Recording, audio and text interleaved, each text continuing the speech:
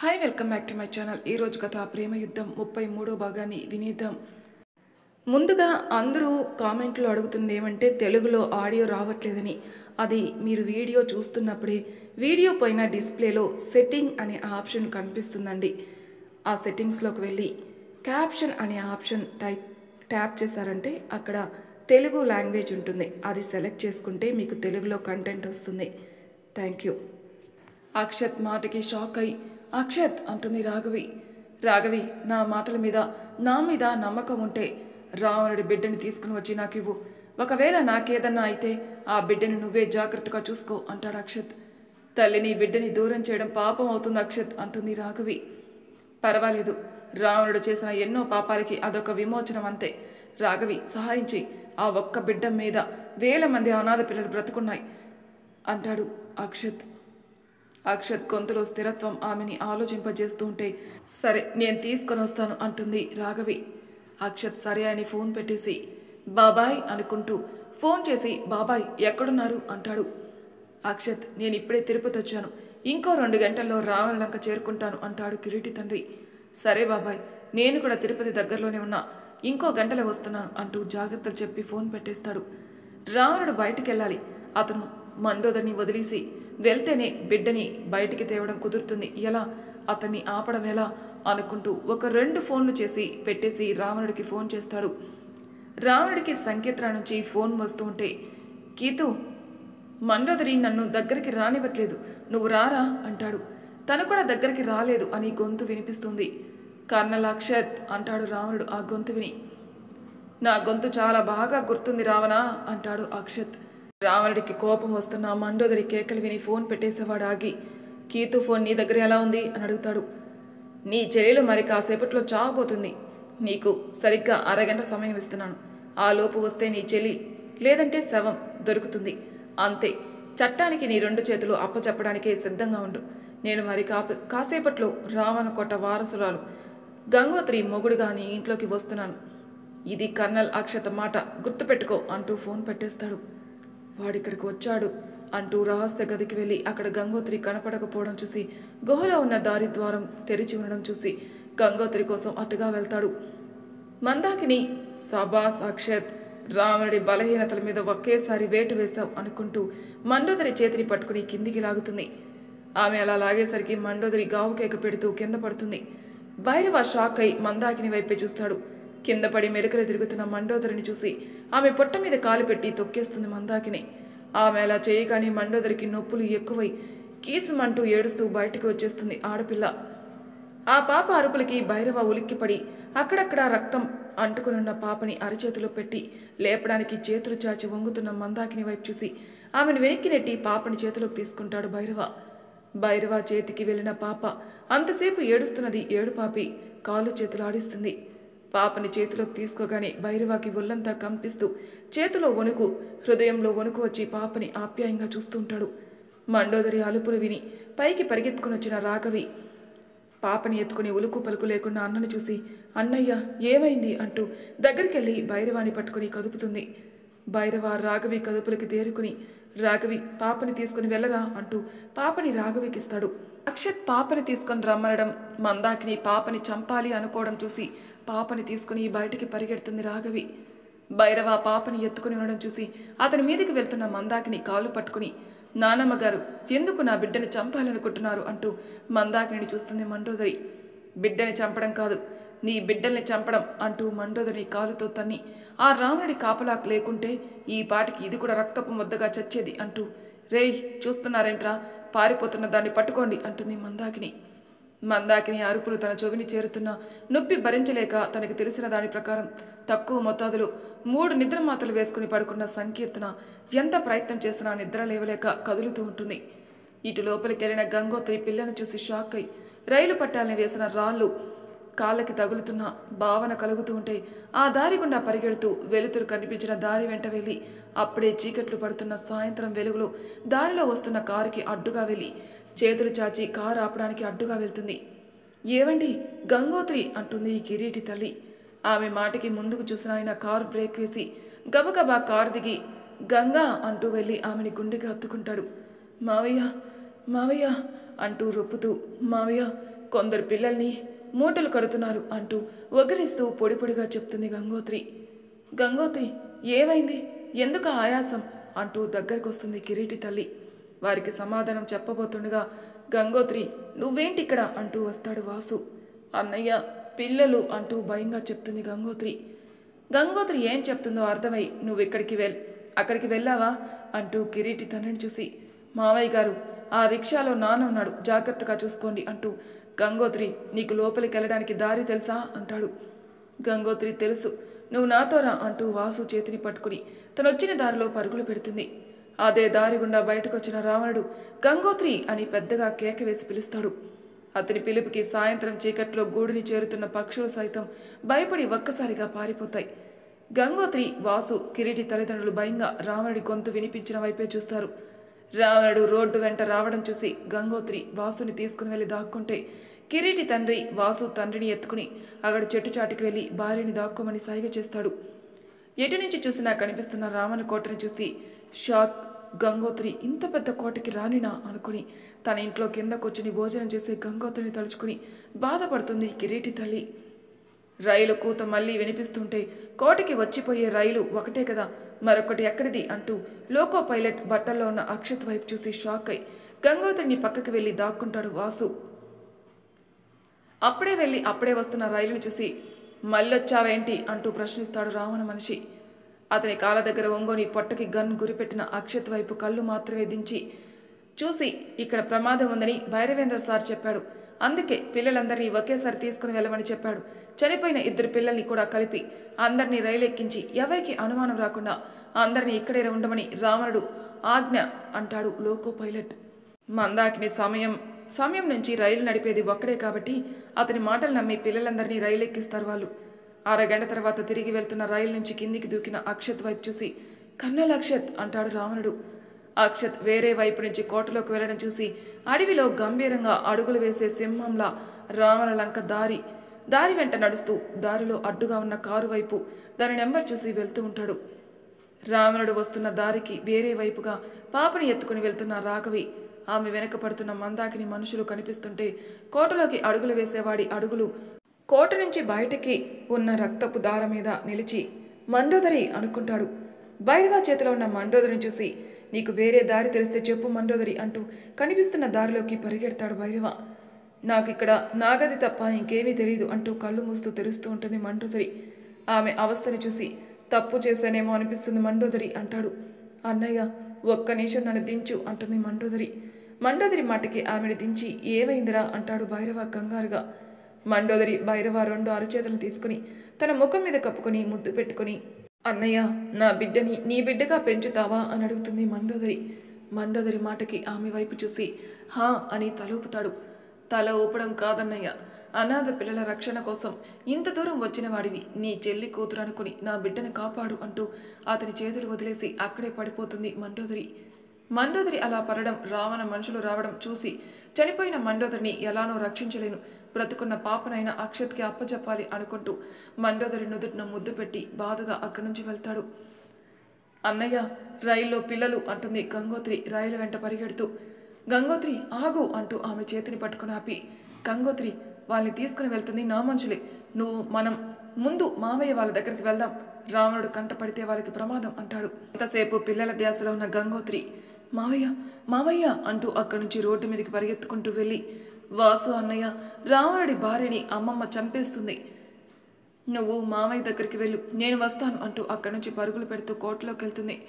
గంగోత్రి అంటూ పరుగులు పెడుతున్న వాసు వెళ్తుంటే వాసు చేతిని పట్టుకుని ఆపుతాడు అక్షత్. గంగోత్రి రావణుడి భార్యని కాపాడుతానంటూ వెళ్తుంది అంటాడు కంగారుగా.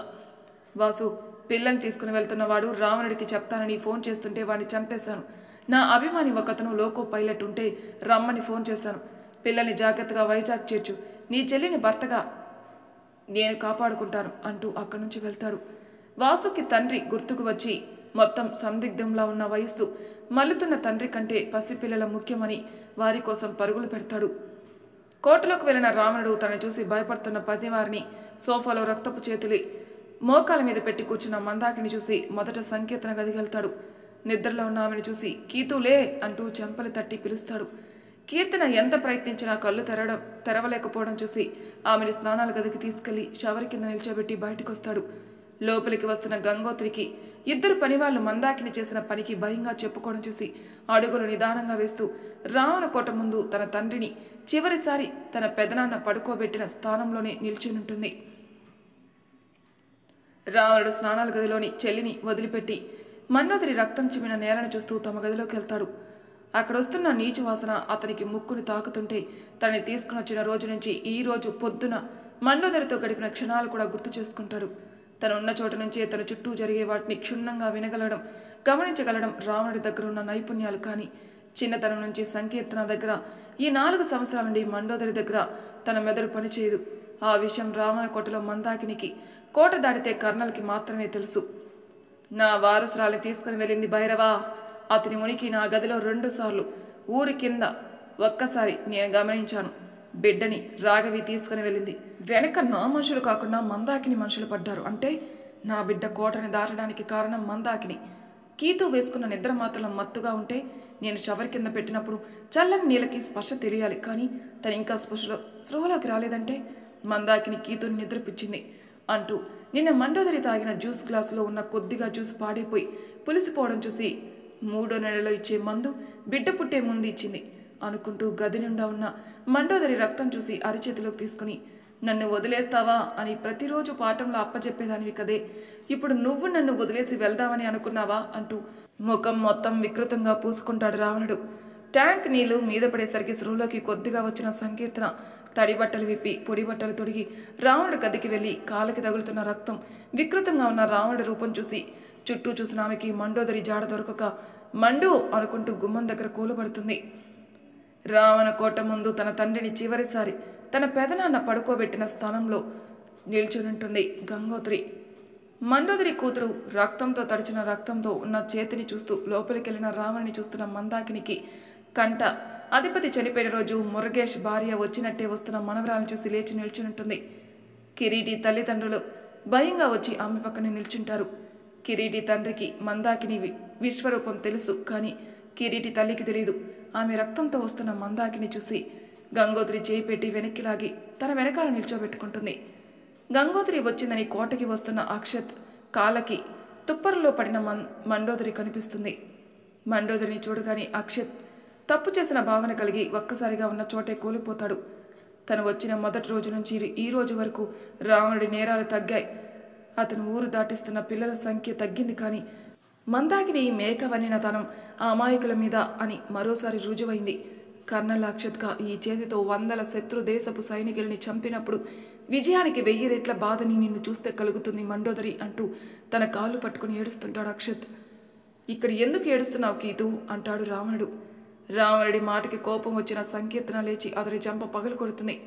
ఆమె దెబ్బకి తల ఒక్క పక్కకి వంచి మండు చచ్చిపోయింది, నా మండు చచ్చిపోయింది కీతు, అమ్మమ్మ వల్ల చచ్చిపోయింది అంటాడు ఎటో చూస్తూ.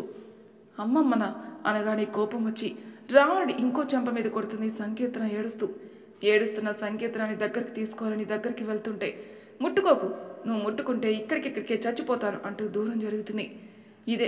ఇదే వద్దు అంటున్నాను.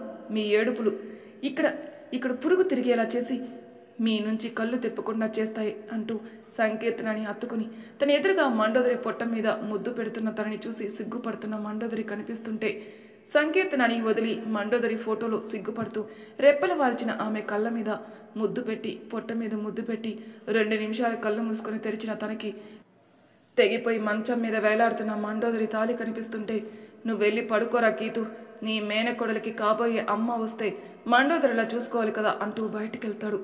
ఇక్కడ నా కోటకి వారసురాలొచ్చింది, నీ రాకని గమనించలేదు గంగోత్రి.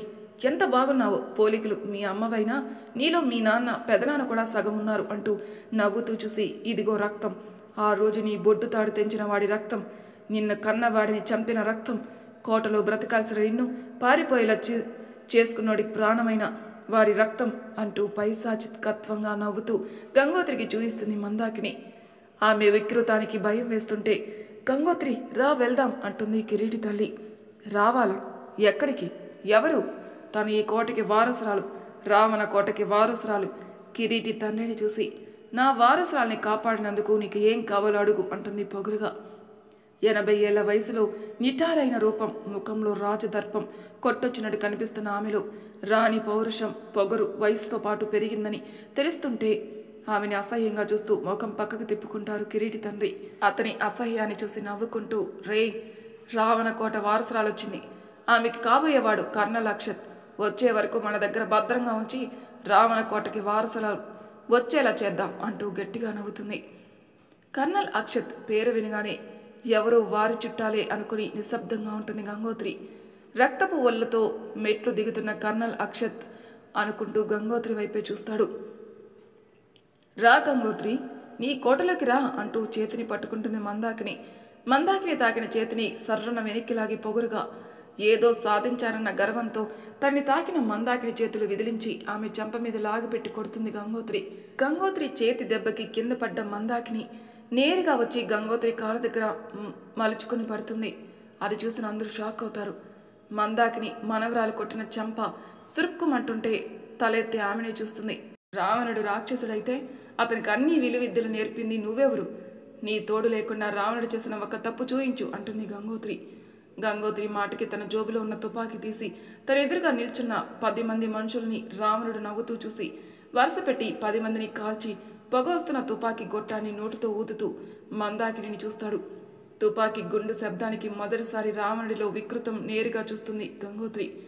కిరీటి తల్లిదండ్రులు అది చూసి భయం వేసి ఒకరి చేతిని ఒకరు పట్టుకొని గంగోత్రి చేతిని చేరో చేత్తో పట్టుకుంటారు. రావణుడు చేతిలో తుపాకీ పడేసి ఇంకో తుపాకీ తీసుకుని ఒక కన్ను మూసి తన ఎదురుగా నిల్చున్న అశోక గుండెల్లో గురిపెట్టి కాలుస్తాడు రావణుడు. బుల్లెట్ కళ్ళ ముందు నుంచి వెళ్లి నేరుగా కూతురు గుండెలోకి పోవడం చూసి మందాకిని ఒక్కసారిగా రావణుడి వైపే చూస్తుంది. రావణుడు చేసిన పనికి నివ్వెరపోయి చూస్తారు గంగోత్రి, కిరీటి తల్లిదండ్రులు. తన కళ్ళని తన మనుషుల మీద తిప్పుతూ తన తల్లి శవం దగ్గర నిల్చున్న తండ్రిని చూసి, నీకు వారసురాలు పుట్టింది నాన్న అంటాడు. నువ్వు వారసురాల కోసం గుడికెళ్తే నేను రాను. నా కోడలు నాకు ముఖ్యమని తన తల్లికి చెప్పాలని కదా మా అమ్మ. మరి చెప్పకుండా నీ వెంట వెళ్ళమనగానే ఎందుకొచ్చింది? అందుకే తనకు ఆ శిక్ష అంటాడు రావణుడు. ఆయన్ని చూసి నాన్ననా అని కింద పడ్డామని చూసి అమ్మ అనేసరికి గంగోత్రి, కిరీటి తల్లిదండ్రులు ఇద్దరూ వణికిపోతారు రావణ్ణి చూసి. రావణుడిని చూసి గంగోత్రి అడుగులు వెనక్కి వేస్తూ వెళ్తూ ఉండగానే ఒక చేతిలో తుపాకీ ఇంకో చేతిలో తాలిబొట్టు పట్టుకుని మందాకిని కళ్ళ ముందు వెళ్తూ గంగోత్రి వైపే చూస్తుంటాడు రావణుడు. బుల్లెట్ శబ్దం విని బయటకొచ్చి లోపల చచ్చిపోయి పడుకుని ఉన్న వాళ్ళని చూసిన సంకీర్తన భయంతో అక్కడే నిల్చుంటుంది. గంగోత్రితో పాటు కిరీటి తల్లిదండ్రులు కూడా వెనక్కి అడుగులు వేస్తూ వీధి గుమ్మం చేరుతారు. వీధి గుమ్మం దాటాలి అంటే చుట్టూ చేరిన రావణుడి మనుషుల్ని, రావణుడి చేతిలోని తాలిని చూసి గుటకలు మింగుతూ రక్తంలో తడిచిన అతని ముఖం చూసి భయంగా చూస్తుంది గంగోత్రి. వాళ్ళ చుట్టూ ఉన్న తన మనుషుల్ని చూసి కనుసైగ చేస్తాడు రావణుడు. అతడి సైగకే వారి చేతిలో ఉన్న తుపాకులు తీసి మందాకిని, సంకీర్తన, రాజేంద్ర రావణ్ణి తప్ప అందరినీ చంపి ఆ ప్రాంతాన్ని మారణ హోమంగా మార్చి తన చేతిలో ఉన్న తుపాకీ ఎత్తి గాలిలో కాలుస్తూ 12 కొడుతున్న చేతి గడియారం వైపు చూసి, పుట్టినరోజు శుభాకాంక్షలు గంగోత్రి అంటూ పెద్ద పెద్దగా నవ్వుతుంటాడు రావణుడు. అతను చంపేస్తున్న మనుషుల రక్తం అక్కడ ఉన్న వారితో పాటు అతని ఒళ్ళంతా అంటి పళ్ళు మాత్రమే కనిపిస్తూ తనకి పుట్టినరోజు శుభాకాంక్షలు గంగోత్రి అని చెప్పిన రావణ్ణి చూసి అందరినీ ఎదిరించాలని వచ్చిన గంగోత్రి రావణ్ణి చూసి నిలువెల్లా వణికిపోతూ కళ్ళు తిరిగి పడిపోతుంది. గంగోత్రి పడిపోక మునిపే వేగంగా తనని చేరి ఆమె నడుం చుట్టూ చేతులు వేసి పట్టుకుని రావణుడి కళ్ళల్లో కళ్ళు పెట్టి చూస్తాడు అక్షత్. ఎర్రగా చింతనిప్పుల్లా ఉన్న అక్షత్ కళ్ళని అంతే పొగరుగా సూటిగా అతన్ని చూస్తాడు రావణుడు.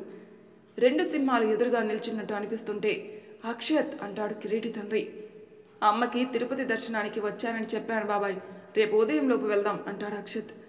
అక్షత్ని చూసిన దగ్గర నుంచి ఒక్కొక్కటిగా అతను చేసిన అవమానాలు గుర్తుకు వస్తుంటే పెరిగిన కోపం, మండోదరి చావుకి నువ్వే కదా కారణం అంటూ ప్రశ్నిస్తాడు రావణుడు. అతని మాట ఊహించని అక్షత్ షాక్ అయి చూస్తాడు. మరి తర్వాయి భాగంలో ఏం జరుగుతుందో నెక్స్ట్ ఎపిసోడ్లో తెలుసుకుందాం. అంతవరకు నా ఛానల్ సబ్స్క్రైబ్ చేయని వాళ్ళు ప్లీజ్ సబ్స్క్రైబ్ చేసుకోండి, లైక్ చేసి షేర్ చేయండి. మీ అభిప్రాయాలు నాకు కామెంట్ రూపంలో తెలియజేయండి. Thank you for listening.